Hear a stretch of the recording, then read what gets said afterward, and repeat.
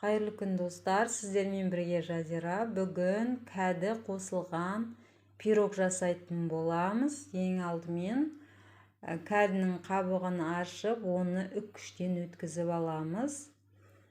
Одан кейін барып 2 жұмыртқаға шекерді салып, 3-4 минуттай ағарғанша миксерлеп алатын боламыз. Пирог өте дәмді болды. Міндетті түрде жасап көріңіздер. Сіздерге де ұнайды деп ойлаймын. Енді миксерлеп болғаннан кейін бізде жарты шай қасық сода қостым. Разрыхитель қоссаңыздар да болады. Содадан кейін 1 ас қасық 15% қаймақ қостым.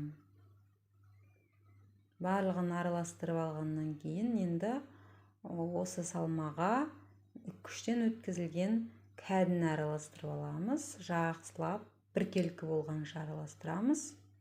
Достар, видео ұнаса, пайдалы болса, каналға жазылып, лайк басып, комментарий қалдырып, мені қолдауларыңызды сұраймын.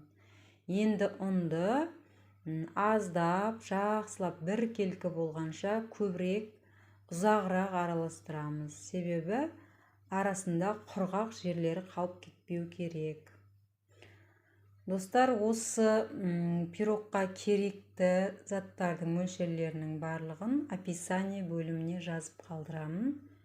Ең соңында сұйық майда қосамыз да, тағы да бір рет араластырып, кез келген қалыпқа салып, 180 градуста қызып тұрған пеште 15-20 минутта пісіріп аламыз. Пирог өте жұмсақ, үлпілдек болып пісті. Дәмі де керемет болды. Міндетті түрде жасап көріңіздер.